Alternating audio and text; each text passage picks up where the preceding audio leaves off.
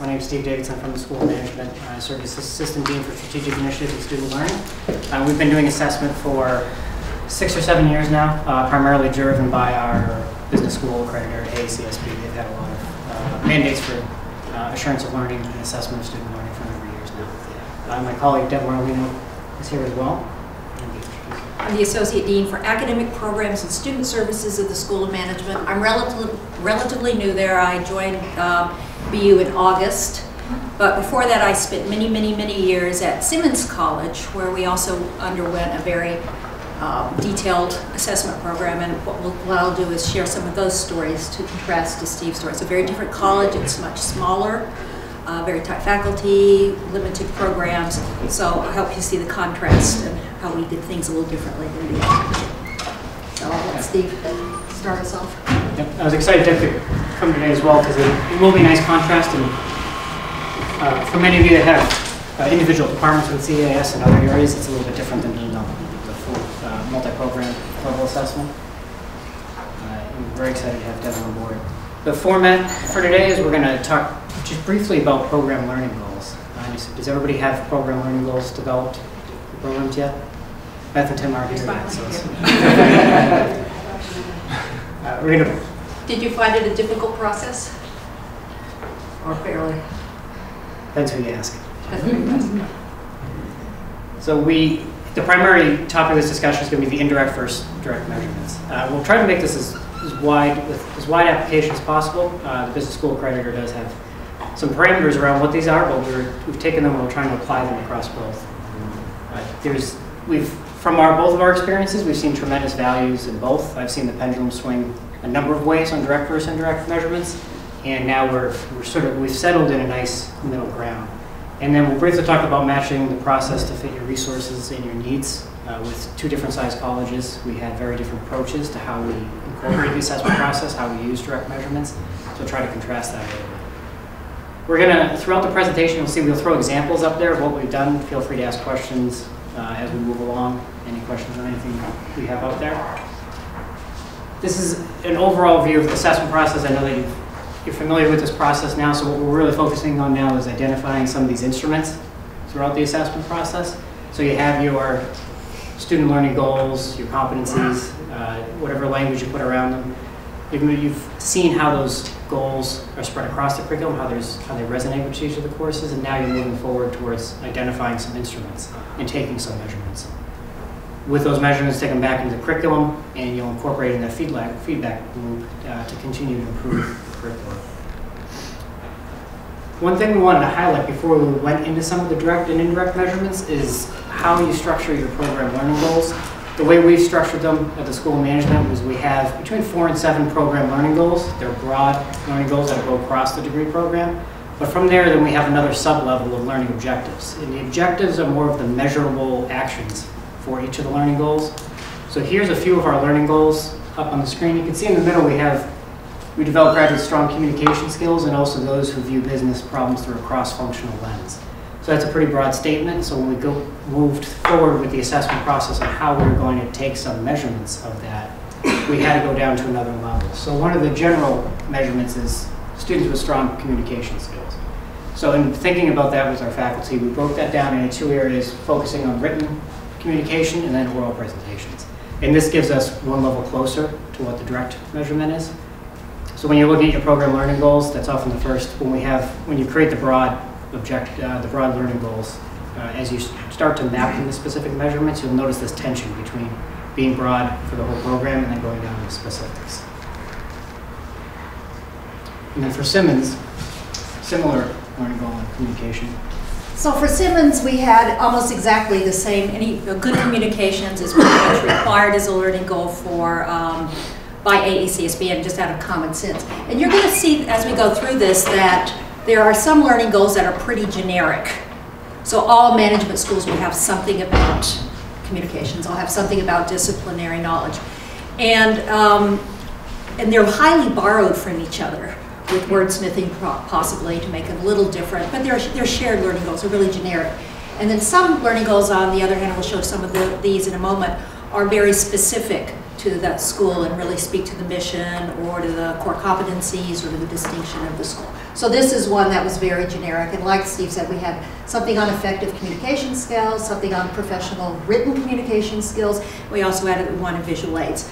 So when we talk in AACSBEs, our accrediting body, that's a programmatic learning, that's a program-wide goal. These are the learning objectives. And then these get broken down, we'll show you examples of this, even more into traits that are measured by rubrics. So. And these learning goals are fairly broad and they have application across a number of schools, so nobody wants their learning goals to look exactly like every other school, so there's often more mission-specific learning goals. So in ours, the second learning goal down there is developing graduates who have this cross-functional lens, a cross-functional perspective, being able to solve a problem while looking at the multiple disciplines and content and bring them together to come together with the solution. And we have an objective under there that each student can develop solutions to functionally based problems when they consider the effects and impacts on other functions.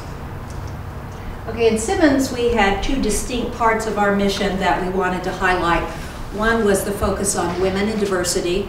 It's a women's college, so that was definitely a part of our mission. And the other one is the focus on principal leadership, and I'll talk about that in a moment. And these, again, were very mission specific. They were received by our accrediting body as defining of our school, where Simmons is a small school, it's a niche school. So you can see how we took that objective, and again, this is for the undergraduate, and translated it down into specific, and translated it down to specific learning objectives. Again, there are traits and rubrics under that. There was very much the same type of program goal for the MBA program, but it was at a higher level. So the expectation of students was much higher, but there was something about gender and diversity in that as well. The second one we had that was, again, a core mission-specific one was what we call principal leadership. And again, it's really ethical decision-making, but it was core to our mission. We really had to pull that out as a specific goal, and you can see some of the objectives. Again, below that would be the traits. Does anybody have any questions on this so far? I know we're trying to just queue up the... Yeah, I want to make sure I'm following you, and I'm sorry if I phased out for a second, but are you talking about your program, your MBA program, or your college school? Programs. These are developed by program. But in your cases, you only have two programs. You have two programs, and you're talking about a single. This is the undergraduate program. This is the undergraduate. So what we're showing you is all undergraduate. Okay. Did you say that when I missed it? I don't know if I said it or not, but no, I have. So you're not talking about the MBA. No, but I do have examples of that if you're interested in.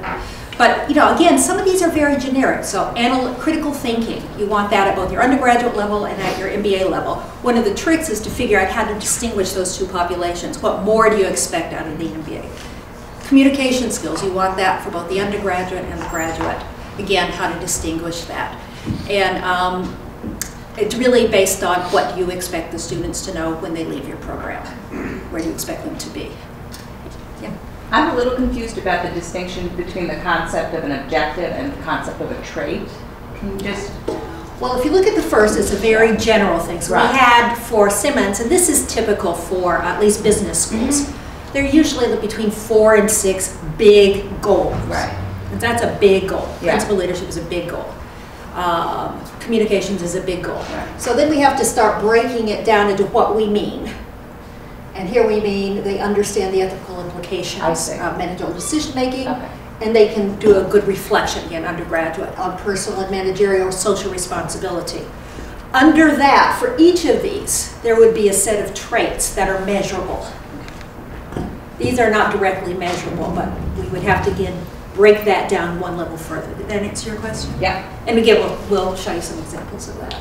Yeah, and the breaking down isn't necessarily BU mandated for BU learning assessment. This was a model developed by our accreditor that many schools followed, and this was our way to get down to those measurable actions. So and it's actually a good model because it really breaks it down piece by piece. What do we mean by being able to articulate ethical implications? How do we measure that?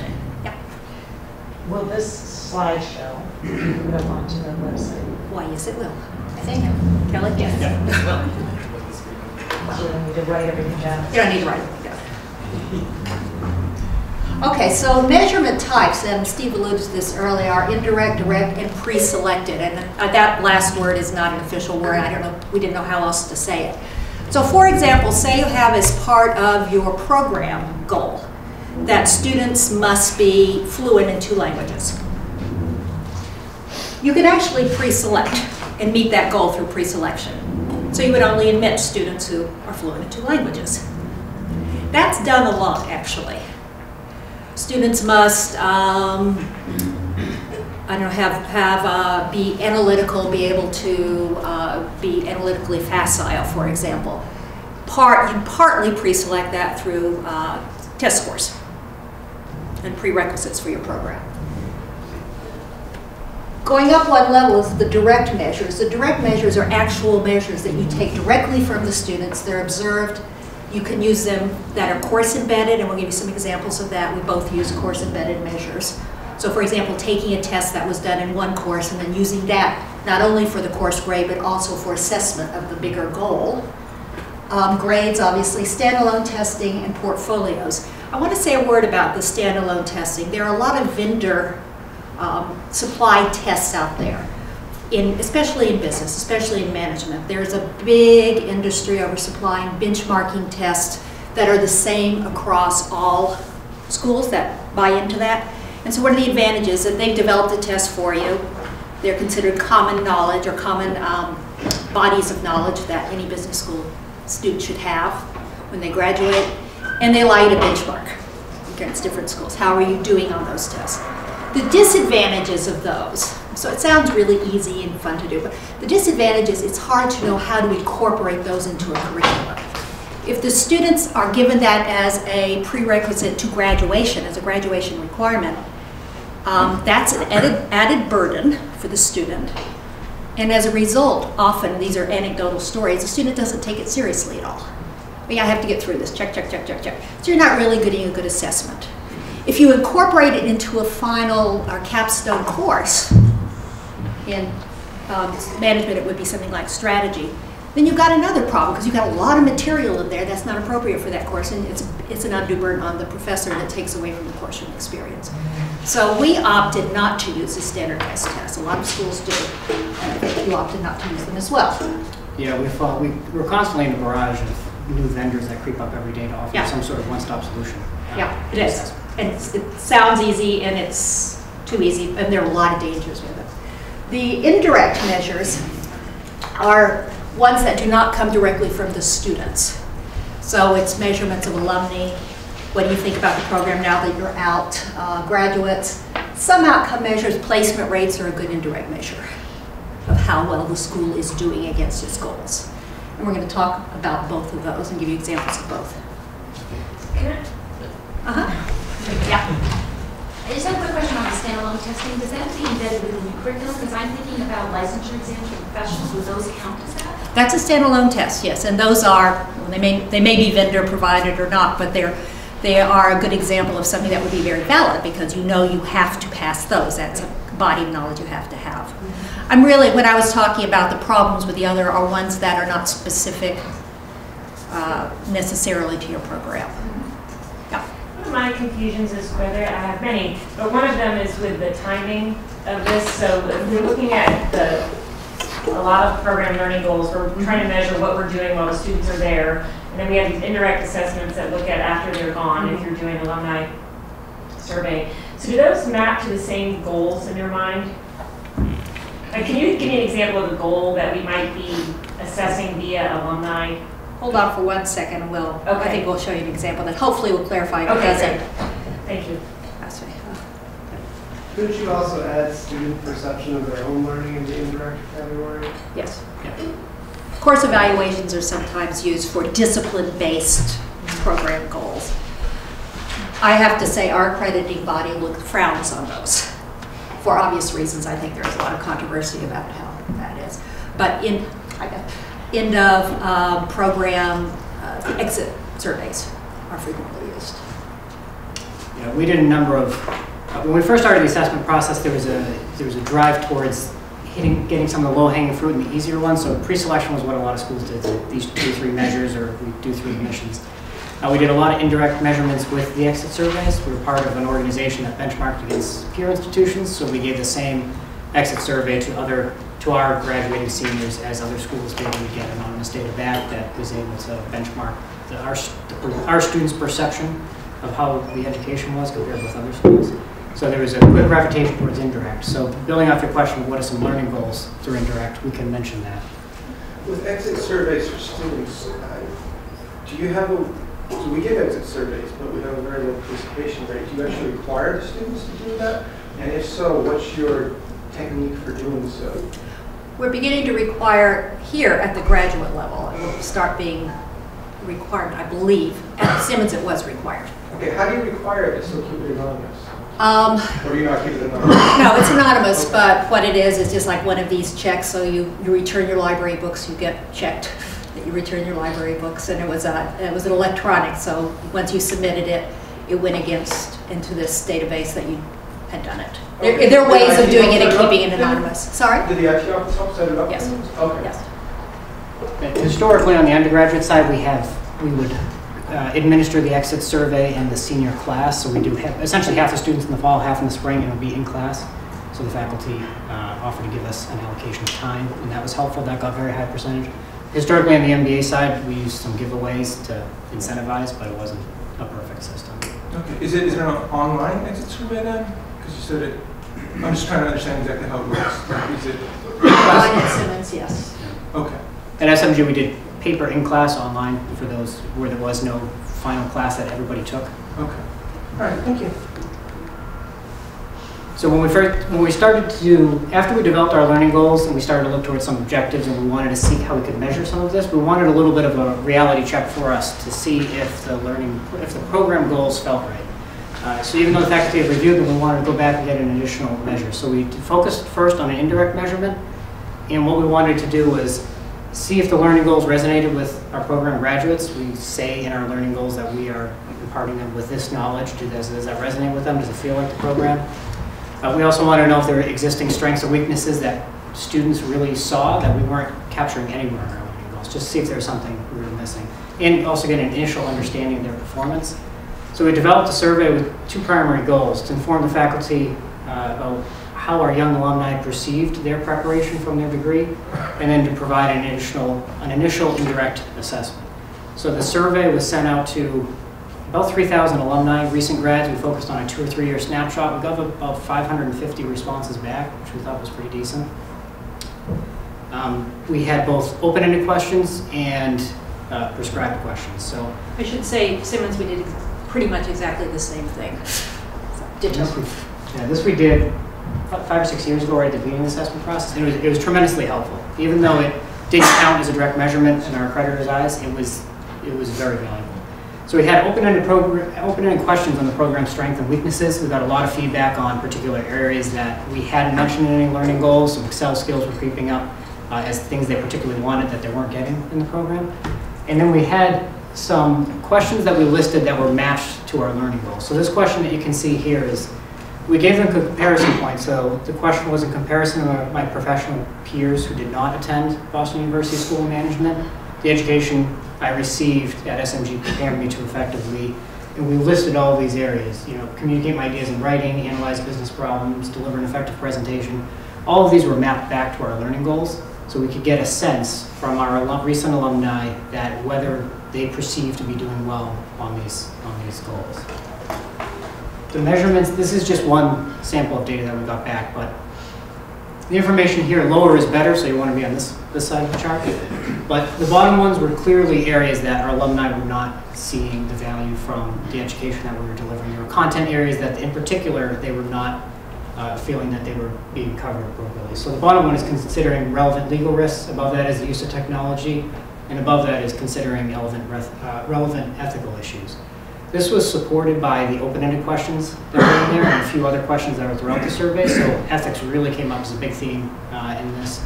Legal came up as a big theme. And all of this information was then used to help partly launch our curriculum review that we did about 2 years ago now.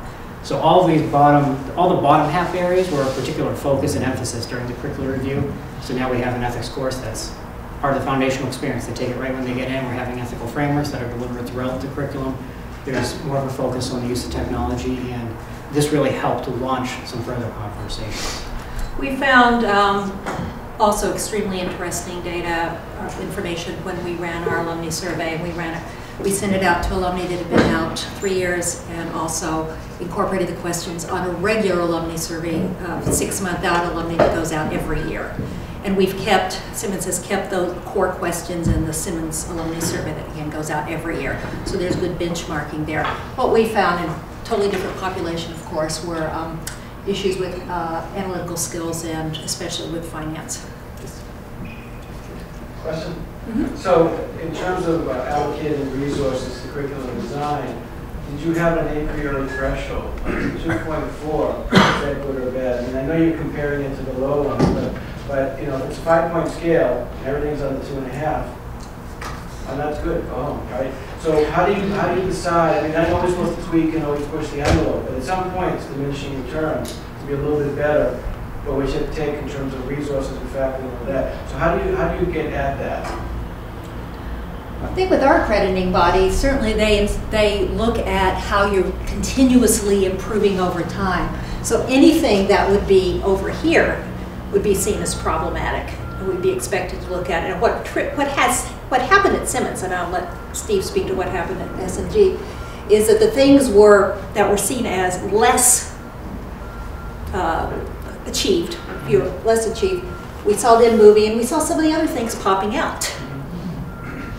And we realized that we'd kind of overcompensated over the years. So it becomes a balancing act, but for a short answer to your question, the curriculum committee would be charged with looking at these things and improving these numbers. And how does one know that you've achieved enough of an improvement? You never know that. Right, okay. You never know that. We had, well, I'll talk about the threshold we use in a moment with another type of assessment. We took a similar process where we had conversations on what the validity of what the threshold should be, but we just use this as one reflection point. So this, as well as employer surveys we're taking of our graduates, and then when we looked at the curriculum, and there wasn't the word ethics anywhere in the curriculum, and that it all supported together to push the Based on rate of response from the alumni, and then how far out of the alumni from the graduation did you actually do this in the survey? We did 2 years. I think we did 3 years because we felt that anything beyond 3 they wouldn't quite associate it as well. And we had a little bit north of 25% response rate, somewhere in that ballpark. We tend to do 6 months. So I just had, do you correlate these at all with what the alum's current position and role is, what type of job? Okay. Well, we would break it down and categorize. Did you do that? Yeah, we did a similar. Yep. Since we're in the School of Social Work, we have alumni assess on certain competencies. We selected certain of the competencies that we look at. And then we compared to how our students who were leaving the program, so were graduating, on those same items. And it was very interesting because in many cases, the alum rated themselves lower than people ready to go out the door. And when you think about it, I think it's interesting, but I think that when people are out in their first jobs, you sort of know what you don't know more than you may when you're leaving a program. So it was interesting, to see that it's hard to interpret. We had the opposite. The students leaving the program rated themselves lower, and the alumni rated themselves higher. That's one of the questions that we did on there. We listed all the required courses in the curriculum and had alumni rate the value to their current work and what they do. And it's interesting because on the exit survey of seniors, they sometimes slam the difficult courses and the hardcore, but then 3 years out, they find that that was the most valuable element, so they completely flip. So it's fun to see. In the measure that's of alumni who are already out, how are you making sure that you don't have a sample problem? I mean, I get you can do it with graduates because we require it for graduates, but when you've got someone 3 years out and maybe you've got disgruntled people or pretty good happy people. I think you've pinpointed one of the issues with indirect measurements like this. You really can't say it's statistically valid. You hope that you get a large enough response and you look across the categories to see if there's some representation. So what kind of response does this represent? Do you remember? I remember we had about 550 responses that came back. It was a good sample. I'm trying to think of the sample size. I felt like it was around high 2000s, around 3, something there. Mostly, the highest response was those from those a year out, those 2 years out of drop, those 3 years out of drop more. But that is the thing that the accrediting body will ask is with these indirect measures. It's cleaner with direct measures. There are other issues with those. But this should be really, this is more informative than prescriptive, I guess. I guess we can move on to direct measurements. We did that survey. We did a number of indirect measurements, but at the time our accreditor really pushed hard on direct measurements. And they said you can't just use a GPA, you can't just use the fact they earned a degree, you can't just use a course grade. They wanted more specific, actionable measurements that were correlated to the learning goals. So from there, we again had this situation where there's sort of this low-hanging fruit of direct measurements, and then there's these more difficult to assess measurements. So we'll start off with the basic. And up top, you can see that we had a learning goal of basic functional understanding in each of the functional areas at the School of Management. So the approach that we took was, one is you can get a vendor-provided test in business. They create them that will assess the score of learning. But what we tried to do is use existing deliverables that were already in the courses. We tried not to create anything new that would be a burden. So what we asked faculty to do as the course coordinators for the core courses is to reflect upon the exams and tests and deliverables that they give in their course and tease out what the core knowledge of their course was in order to meet the learning goal that they'll have, the functional knowledge of each, and then correlate that back to some exams and some specific deliverables. The approach most often taken was we would take either a midterm or final exam and take specific questions out of that. So what the overall grade would do was obscure the student performance on particular areas of the competence. So if you look at this, you can see this was from a marketing course. And the marketing faculty determined each of the broad topics that they want all their students to have once they complete the course. And then they associated, going across the Q1, 2, and 3 were 1 to 3 questions that were directly correlated with those topics in the midterm exam. And then when they graded the midterm exams, they pulled out those particular questions just to see what the averages were on those questions. So here we found that there were particular areas that students were not capturing. So you can see on question 3 that 36% of students, there was a lot of content they were grasping on marketing research, but there was a key concept that that question was asking that only 36% of the students were answering correctly. So what this highlighted to the marketing faculty, and they were unaware of the situation, so they appreciated this process, was that while students were getting fairly high grades in the exams, there was a couple key concepts embedded throughout that the students were just not getting. So the result of this was we took that feedback back to the marketing faculty. They adjusted some of the time allocated to those concepts to reinforce them. And the next year we did it again, and we saw that there was a more even mean across. And we did this in a number of different functions, just taking existing exams, existing deliverables, and for exams mostly just pulling off those questions. If you're using Scantrons, it's a lot easier because it's correlated, especially if you have large courses. If it's something that's not, it gets a little more difficult, and we can get into the more difficult to assess direct measurements. Okay, so at Simmons we did much the same thing. And knowledge of the disciplines is one of those generic learning goals that all the programs seem to have. And this also was from marketing. And what we had the faculty of marketing do is identify a pool of questions for each of the core concepts. So for marketing strategy, there would be 10 questions. For pricing, there would be 10 questions that they thought were more or less equivalent. And then they would intersperse, in this case, 17 of those multiple choice questions into their final.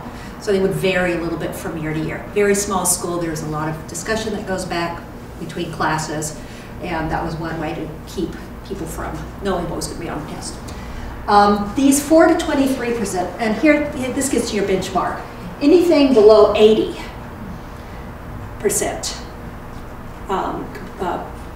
appropriately so what's considered deficient, and that's a harsh word. It's not used with students, but that's what we call it. Between 80 and 89%, scoring 89 was sufficient, and then exemplary. You'll notice that both of us use 3-point scales, and that was again advice in terms of measurement, not to go too granular, but not to go too narrow, that you really don't care about whether you're getting a B+ or a B- or an A-. What you really care about is, are you doing okay? Are you doing sufficient or above? The first year we used this, we had a 4% in the exemplary, a 22% in deficient, And you could see the change over 1 year. The faculty, and the next year, same measurements, 23% exemplary. And that's strictly because the faculty had information about what they were not getting across. Now, part of this sounds a little bit like teaching to the test, but on the other hand, in this case, the test was to measure core knowledge. So they were, by definition, teaching to that test. Okay. Difficult.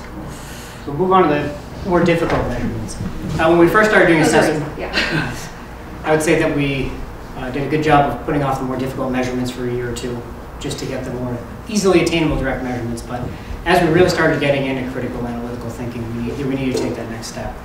So a lot of the difficult measurements you'll see them throughout your program learning goals is they're a little bit more subjective. It's not as clear cut as do I have the knowledge or not. It's a lot of these communication skills, critical thinking. We often ethics, leadership. The conversation would start up, what do we even mean by critical or analytical thinking? And the approach that we took was we had a lot of subgroups, small groups of faculty that would come together to engage in dialogue on what analytical thinking is. And once we had a small volunteer base, we came together and often created rubrics, which is a word that you're hearing more often now, to have rubrics on these difficult to measure assessments and apply those to some existing deliverables in the course. We use rubrics because it helps clarify what the evaluation criteria is. You can use them to give feedback to students. There's a lot of discussion on that. There's differing opinions. And it can inform the faculty-student performance. So we have a couple examples of some of these more difficult measurements that we've had from each of us. Now, if you could go back, I want to make one, to me, a very important point. These are not meant to be grades or evaluations of students or faculty. These are meant to be information to show you where you're meeting your goals or not program-wide. So the rubrics were used for assessment of program goals. There are separate rubrics obviously used for grading, but these would be, at least at Simmons and I think at SMG, do two totally separate processes and used very differently. Sorry. Yep, that's very helpful. So for this direct measurement here, we came together and we wanted to think about how we could assess critical and analytical thinking. We knew that it would often occur later in the program, that we would do the assessment more in junior or senior year, and we had a team that came together. We developed a rubric on analytical and critical thinking. There's a lot of rubrics out there. You can search for them. You can find examples. We took little bits and pieces of all of them, but we came together with a rubric that felt more BU School of Management. It aligned with our program and interests. And when I was talking about traits earlier, these would be the traits that you were directly measuring with your rubric. When you get into rubric design, there's a lot of conversation on the little details. We had a lot of conversation on the 3 categories: exemplary, acceptable, and flawed. We all say, when I saw Deb said deficient, I said everybody's going to think we're very critical and harsh on how the words we use, but we settled on flawed for the bottom one. We originally had 3 categories. There's a lot of discussion on, well, I sort of want to leverage both of them, so then we broke it into 1 or 2 within the flawed category, 3 or 4, so we gave a little bit more leverage. We had 3 broad areas: formulation, and then 2 others, and then some attributes within each of those. So when we wanted to, we came together, we developed this rubric, and then we were looking for a place to initially pilot. And I have some results from our initial pilot. We actually piloted this particular rubric at a graduate level course, so it was a graduate strategy course. There was a case analysis that students had to do, and is an existing deliverable. It was a 2-page memo they had to come back with. So we worked with the faculty they would grade it as normal, and the grade would go back to the student, but then they'd also review it again under this rubric, specifically for critical and analytical thinking, to see if it brought forward any new insights. Moving through that process, you can see here, these were the original results of the pilot. So here we have the 3 categories: as formulation, analysis, and then decision and actions. And then we had some subgroups under each of those. And the faculty member would read the student's memo and then assess it under the guidelines of each of these. So we had more, as you saw in the rubric, we had a little bit more explanation on what decides a course of action means. But we had 2 big lessons learned from this. The first lesson learned was something we hadn't quite anticipated, which was there was a tremendous difficulty in using the rubric with the mindset of grading. So faculty had gone through and graded the deliverable, and then they were trying to use the rubric, and they're still grading mentality, and there's a lot of difficulty in translating just the the mechanism of using a rubric. So that provided a lot of lessons learned on how we roll it out in the future. And then we clearly had some areas that weren't coming across. So these highlighted boxes, it's flawed, acceptable, and exemplary. So these numbers to the left were the number of students that were in those categories that had a box checked in either 1 or 2. So here we felt like our students were doing well in identifying the problem, and then we lost them. They were not identifying the appropriate course of action, and they were not giving those course of action appropriately, following through on them. It was clearly not aligned with what the rubric was looking for. Under the analysis, they did far better. There wasn't quite the quantitative, but we realized that the deliverable didn't prompt the quantitative analysis, so we knew that that was the issue there. Deciding on a course of action, we felt like students did well in. So our issues here were just, when you're used to grading, starting to use the rubric, it did highlight some areas, some deficient areas that we were able to resolve, but also didn't perfectly match the prompts within the deliverable, so we were able to change the structure for next time to have more positive results and feedback. Do you have, is there a reason why you can't use it for both grading and program assessment? Yes, it's different. One is grading the content of the course. One is grading how well the whole program is meeting its program goals. So, for example, critical thinking goes across all disciplines. Now you can grade within a course embedded deliverable. So you can take a case and look at the critical thinking, but you're not grading the content as much. You're grading the thinking behind it. I get that. Can you go back a couple slides? Because it strikes me that those things would be things that I might want to know about an individual assignment too. In some cases, they do overlap. Yeah, I'm just wondering if you could solve your problem by saying, okay, we're going to take these features of our grading rubric out and apply them to the program evaluation. I mean, could you ever do that?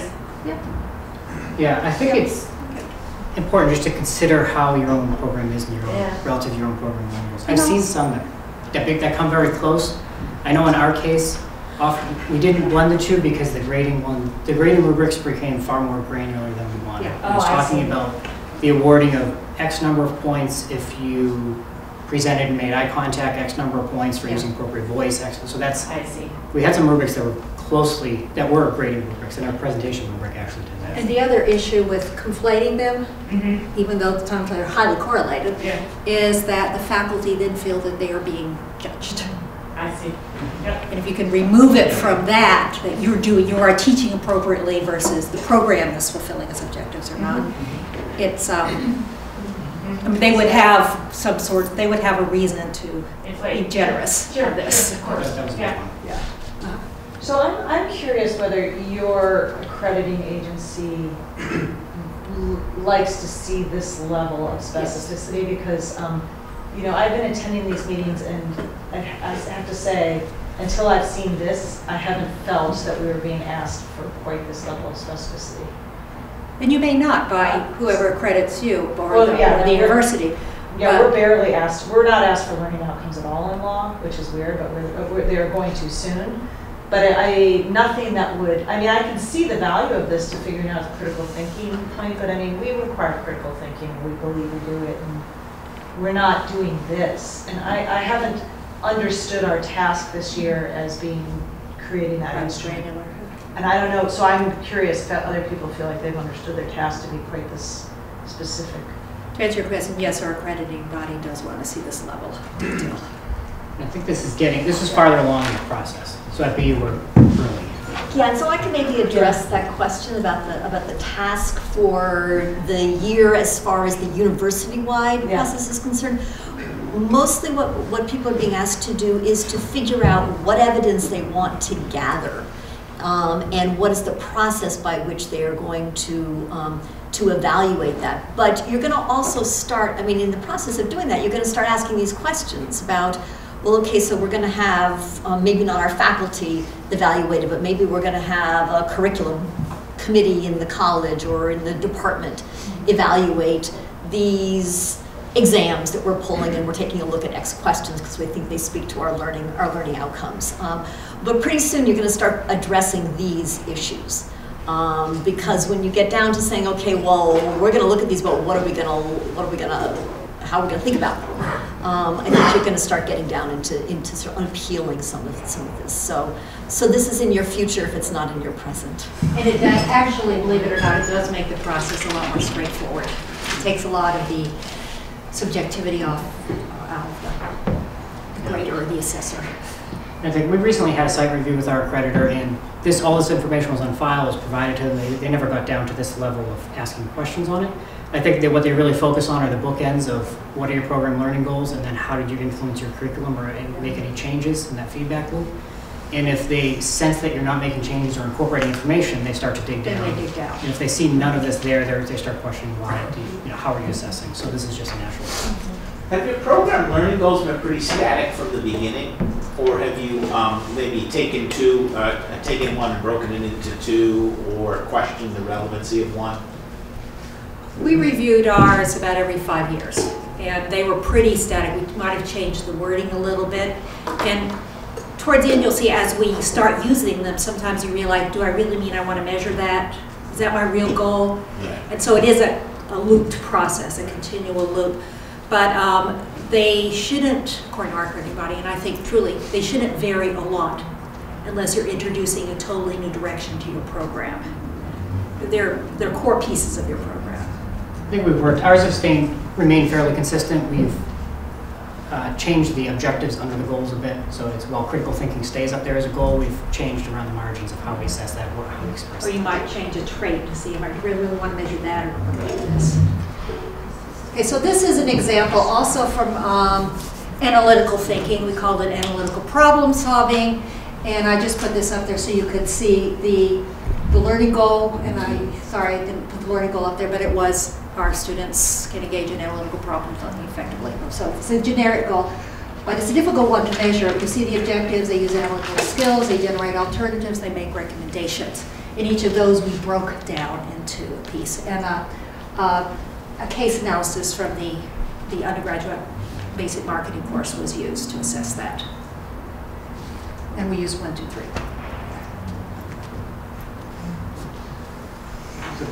Which do I use? Yes. As we wrap up here, something that we both mentioned in the beginning is which to use.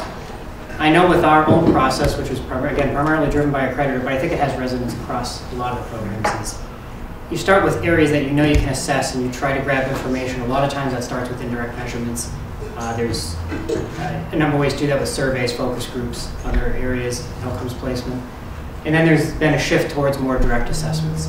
In our own personal experience, we've seen a lot of business schools that have gone very far indirect and they've completely dropped everything and just focused on direct assessments, but then they found that they've been losing things. And our accreditors also recognize this. They just changed the standards, which they do every 10 years or so, and now it acknowledges the value in indirect assessment. It doesn't give you a free pass not to directly assess any learning, but there's value involved. So for us, we've used existing direct measurements to pull a lot of this information, but we continue to use indirect measurements through student focus groups. We've had several with our new curriculum. We're constantly having students up for pizza, have conversations with us, see what's going. We've talked with recruiters, we get their feedback. We're still surveying alumni, we still engage with alumni, and all that information just helps to paint the picture. So I think when you're thinking of your specific program and your specific needs, if there's licensure involved, if there's strong correlations with other colleges across the university, that you create a system that works well for you and that's manageable, provides information. Yep. Sorry, so I had thought that earlier we were talking about the difference between direct and indirect as direct being output from the students and indirect not being output from the students, but if I do a focus group with my students, that's indirect. I think direct is more a measurement of student accomplishment, and indirect is asking them what they accomplished. It's the simple way of looking at it, but you're right, we did say that. And I might say that direct assessment is you're looking directly at evidence. A deliverable. Right. I mean, you're seeing what they know and don't know directly. Indirect is you're asking somebody their opinion about what they know. So you can see why indirect would be valuable, but also suspect as the only form of feedback. And here we listed some of the value of each. So with direct assessments, you have existing exam questions, deliverables that are already there. You can grab them. You can quickly identify deficiencies in the curriculum or in student performance that you can quickly bring back to the feedback loop. And there's also this opportunity for assessing at the end of the program and pre and post test. That'll be a very lively discussion once you get to that point. We've had, I think, at both our campuses, we've had efforts to give a case at orientation, assess that with a rubric, and then do it again 2 years later when they're graduating to see. In both cases, we dropped that. It turned out to be a disaster. Well, it was tracking the student, but how to grade it pre and post was just, it just didn't work for us. A better measure of that would be, we introduced again at Simmons a global competency test. It's developed at Thunderbird, and it's just like how global mindset, that was the name of it. So we would give that in the orientation, the global mindset, and at the end, in the capstone strategy course, we would give the global mindset again and see if we were truly creating or educating global citizens. And that had just started when I left, but it was, I think, a better example of a pre and post test.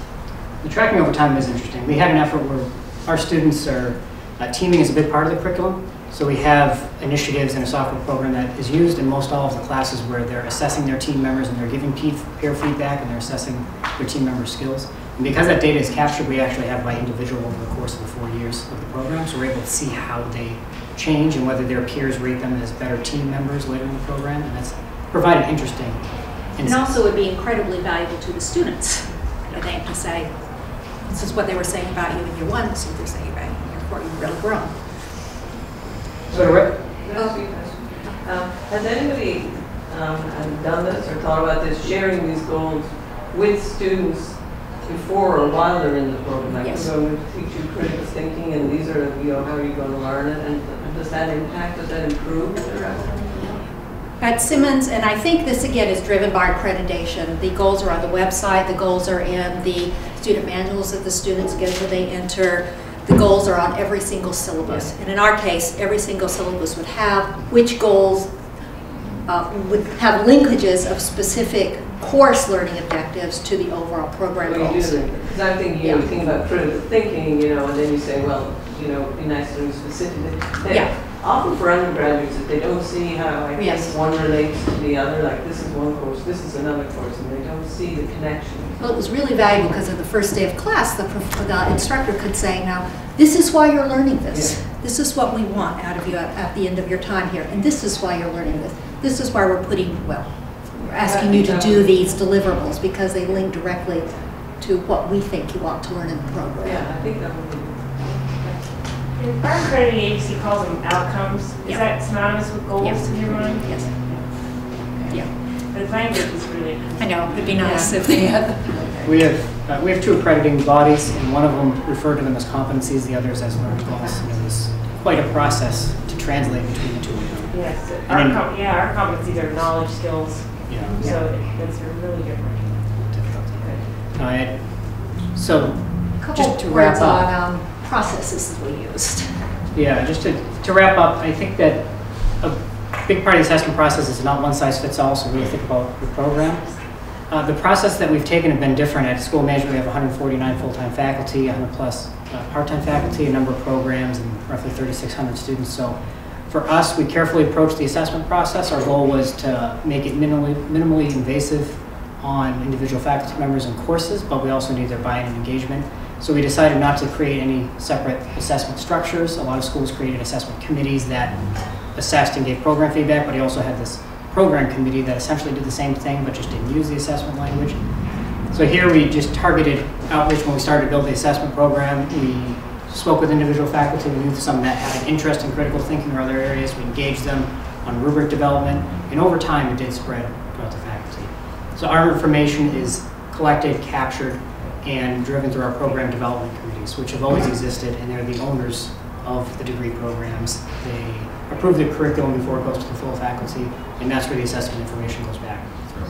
Because of the size of this, our dean's office does support it. So we have a staff member, myself, who help move this along with some logistic support and any other resources we can try to provide some incentives. Okay, so very different picture. Simmons College School of Management has 26 full-time faculty, 2 programs, an MBA program and an undergraduate program, both of which need assessments. About 400 students equally divided between the two. So what we did was we put all the faculty in a room together and we developed the learning goals and the program objectives and the traits and the metrics in workshops. guided workshops. We actually brought in an outside expert and did this, and we revisit it periodically. To assess, there is an assessment committee, but what they do is run the assessment days. And what we do in assessment days, or what we did, or what Simmons still does, is we had a full day of assessment in fall, which was devoted to the undergraduate program, a full day assessment in the spring, which was devoted to the MBA program. All faculty were expected to attend, all 26, and some staff. And we pulled out the deliverables from the courses, without the students' names on them. Gave some training to the faculty on how they were to use the rubrics for a particular goal. And each of these assessment days, we would go through usually 2 goals. 2 of the program goals, so 2 of the undergraduate program goals in year 1, the next 2 in year 2, the next 2 in year 3. What this did for us is really engaged everyone, and even the non-believers, and there were a lot of non-believers on the faculty. Why are we doing this? They really became engaged, and they started owning the entire curriculum, and they started owning the assessment tools. The other thing it did was it allowed all, again, this is 26 faculty, but allowed us all to engage in what we were doing in our different classes. So it was a terrific way of not only engaging and having people own the assessment process and the curriculum, but understanding how everything linked together. So it works very well with a small group. Couldn't see doing it here. Yep. So you did this for all 400 students? No, we sampled. Samples. We took sample, and we, but yeah, we did actually, given the student size, we did it for most of them.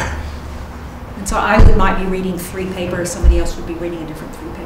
And actually what was fun is at the end of each assessment for each program goal or each learning objective, we would go up and we'd enter our scores on an Excel spreadsheet. So at the end of that assessment period, we could look at what the scores were, and we would have an on-site discussion of what we were low on, why, whether the measurement tool was flawed, whether we thought we weren't teaching it, whether we thought we were assessing it properly. So it really engaged the faculty in discussing what this meant. And it didn't always mean that we weren't teaching it well. Sometimes it was the tool or the measurement that we were using that we thought was faulty. And after that, the AOO committee, the Assurance of Learning Committee, was responsible for pulling together all the data, reporting it formally to the Curriculum Committee. The Curriculum Committee was charged with instituting curricular changes that we thought were indicated by the assessments, then reporting formally back to the AOL committee, and then that would be reported formally at the next assessment session. So this was a 1-year cycle.